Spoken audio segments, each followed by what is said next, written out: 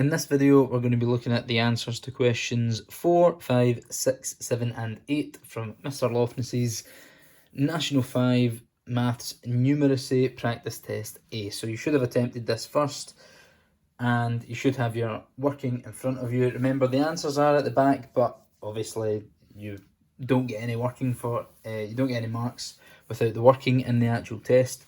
So please don't just look at the answers. Obviously the working is what's important here. I would rather you knew how to do the working than knew how to just kind of arrive at the final answer. So we're also going to get through this hopefully a bit quicker than the last video in which we did 1 to 3. So let's just get started straight away. So we've got the Eurostar train leaves London at 22:16 local time, so that's 16 minutes past 10 at night, and arrives in Paris at 02:23 that local time.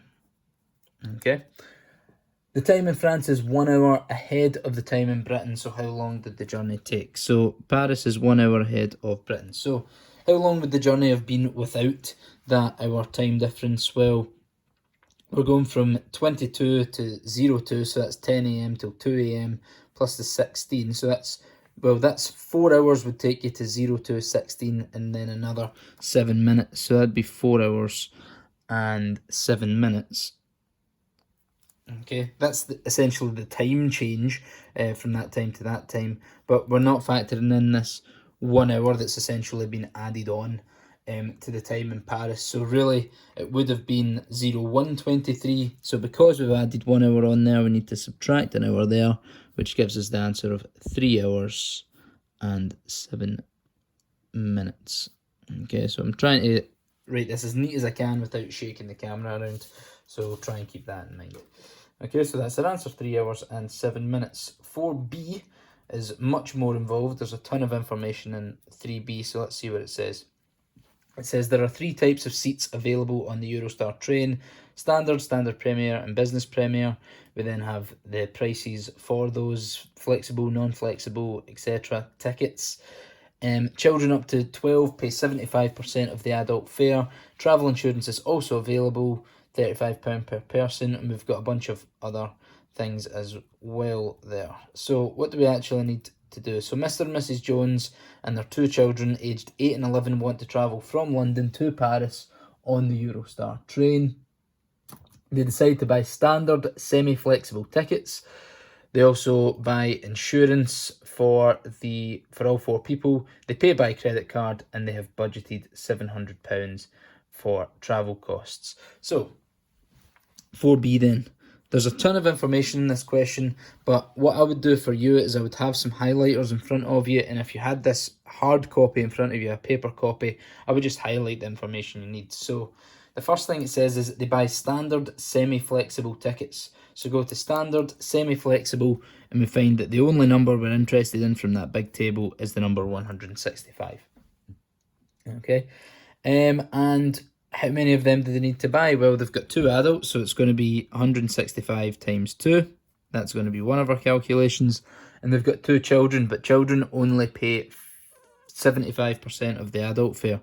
So what we need to do is we need to do 75% of £165, and we also need to times that by 2.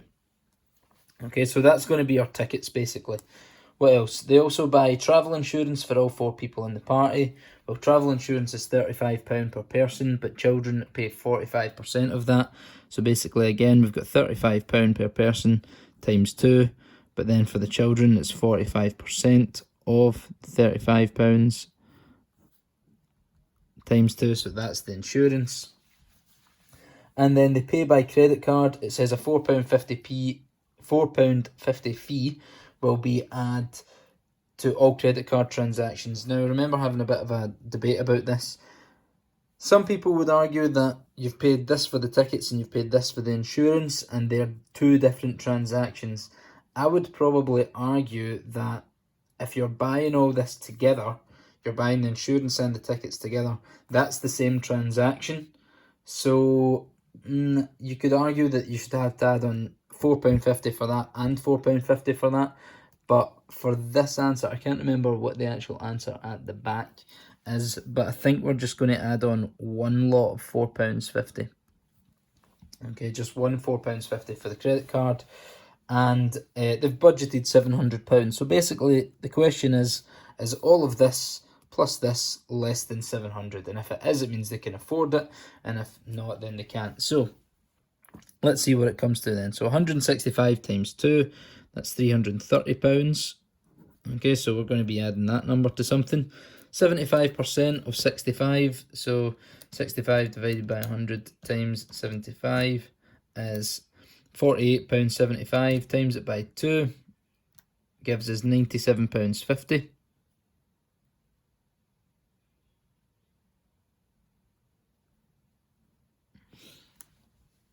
That doesn't seem right. How have we come to that? I think I did something wrong there. 165 divided by 100 multiplied by 75. I think I did a different number a minute ago.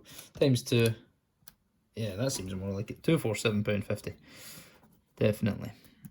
Okay, so just watch your answers for that one, because there's a lot of numbers flying about here.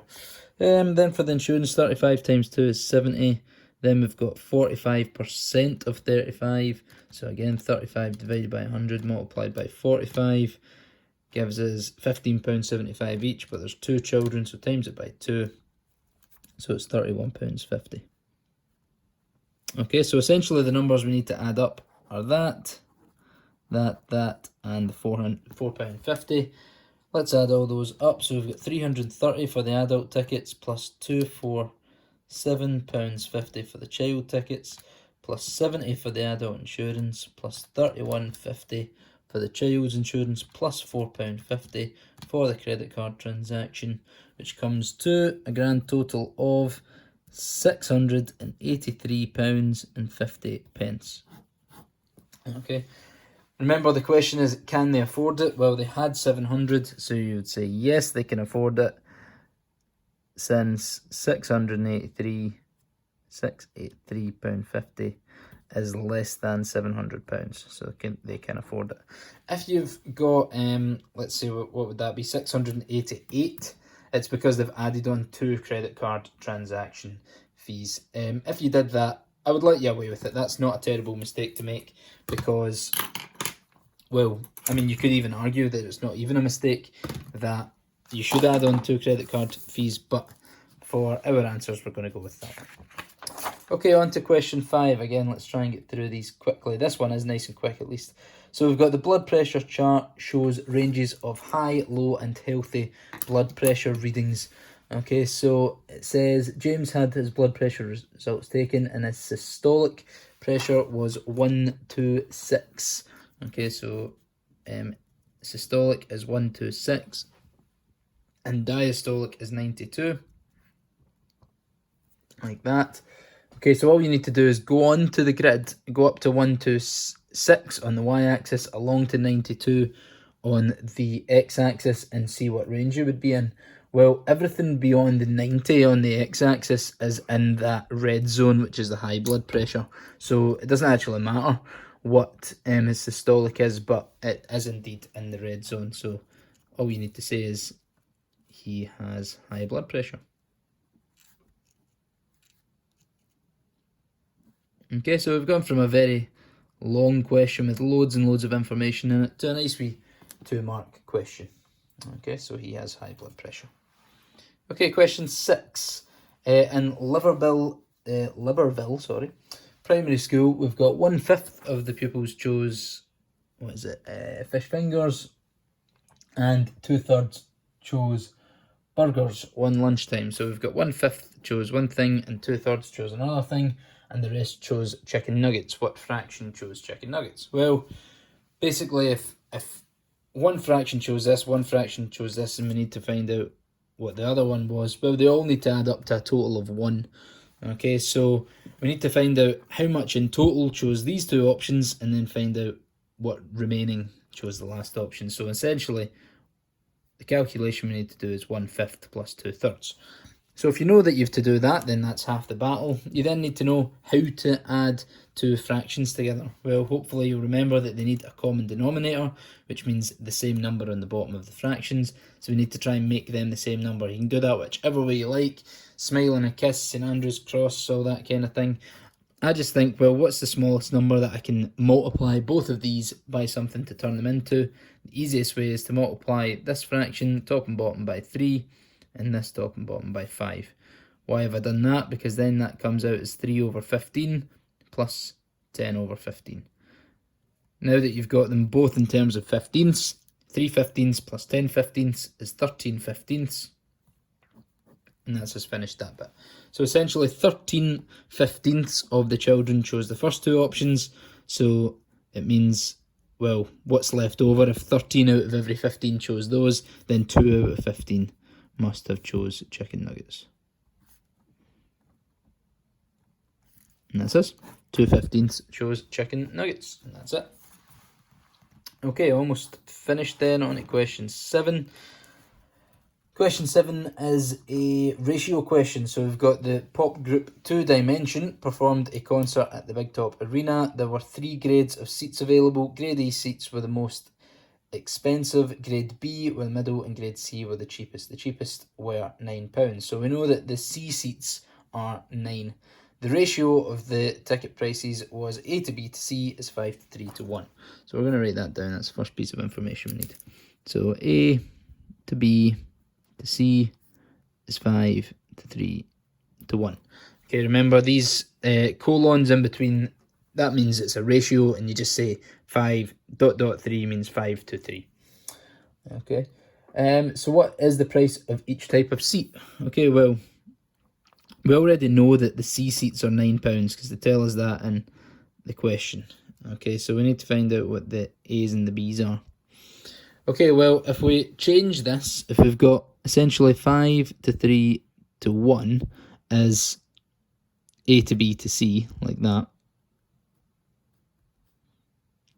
Okay, and we know that this is 9. Okay, because the C seats are 9. Well, what have we done to 1 to get to 9? Well, we've multiplied it by 9. Okay, so what do we do with the other ones? Well, we need to multiply that by 9, and we need to multiply that by 9. Okay, and that's going to tell us what the ratio is. Okay, because simplifying ratios is the same as simplifying fractions. Whatever I do to that, I need to do to the rest of them. So 3 multiplied by 9 gives me 27, and 5 multiplied by 9 gives me 45, and those are our answers. So the A seats are £45, the B seats are £27, and the C seats are £9. Okay, and you can always check as well, C to A would be 1 to 5, and 9 to 45 is the same as the ratio 1 to 5. So that's part A done. Right, B says the ratio of the number of each type of seat was A to B to C is 3 to 5 to 2. So A to B to C is 3 to 5 to 2. Okay, there was a sellout crowd of 4,000 tickets. Calculate the total amount taken in ticket sales. So we're going to do this using the bar modelling method. If you've never seen that before, we'll go through it really quickly. So basically, whatever your ratio is, you just draw some boxes to illustrate it. So if you've got the ratio of 3 to 5 to 2, I'm going to draw 3 boxes. I'm going to draw 5 boxes. Try and make them all roughly the same size and space the kind of similar amount apart. Obviously mine aren't perfect, I've not used a ruler for them. Okay, so this is the A's, this is the B's, this is the C's. Okay, and between all of them, in total, this equates to 4,000 seats. Okay, so we need to find out, well, if we've got all these boxes which add up to a total of 4,000 seats, we need to find out what each box is worth. Well, the full thing is 10 boxes. If you count them all, you get 10 boxes. Okay, so if we've got 10 boxes which add up to 4,000, it means in each of the boxes we must have 400. Like that. So 400. The good thing about the bar modelling method is once you know what's in one box, that's what goes in all the boxes. Okay, so we put 400 in every box. And now you can quite clearly see how much of each ticket there is. C seats, there are 2 lots of 400, so there's 800 of those. The A seats, there's 3 lots of 400, which is 1,200. And the B seats, there's 5 lots of 400, which is 2,000. Okay, and you can always check that that adds up to the total you should have. That plus that plus that does equal 4,000. Okay, so we now have how much each seat costs and the number of each type of seat. So all you need to do is multiply those together and add them up. So for the total, we've got The A seats are £45 and there's 1,200 of those, so 45 times 1,200 in my first bracket, plus, we don't actually need the brackets here because of odd mass. How many B seats are there? Well, there's 2,000 B seats times the price of a B seat, which is 27, plus how many C seats? 800 times the cost of a C seat, which is £9. Add them all up, and I believe that comes to £115,200. Okay, so that's it. Last question. It says, a supermarket orders eggs in boxes of 6. The probability of a box containing at least one broken egg is 0.017. In a delivery of 550 boxes of eggs, 9 contained at least one broken egg. Is this more or less expected? And explain your answer. So just another wee 2 marker again. So this is a probability question.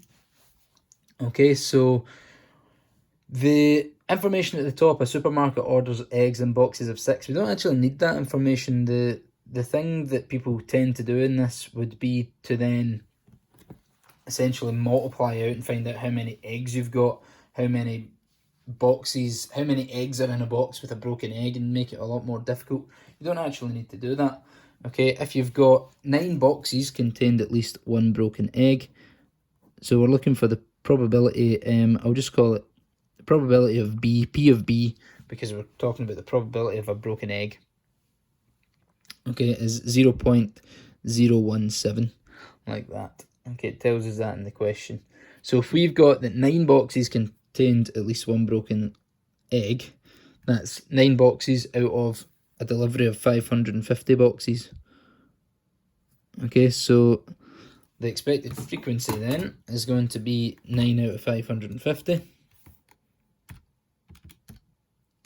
equals, turn it into a fraction, turn it into a decimal so that we can actually compare them.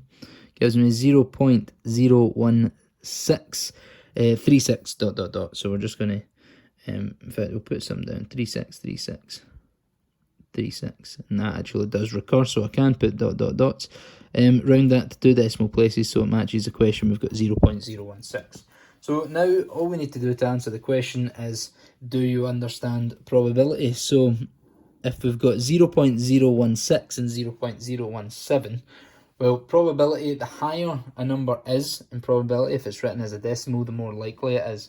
So if we are asked, is this more or less than expected? It's actually less than expected, okay, because 0.016 is our expected frequency in that delivery, but we have got a probability of 0.017. So you would actually say it's less than expected, since 0.016 is less than 0.017. And that's it. So that's the answers to questions 4 to 8, I should say. We already did 1 to 3, and in the next video, the last video, we'll do the last few questions as well. As always, any questions, please ask for help if you're not sure what to do, and if you don't understand any of those, also ask for help. Thank you.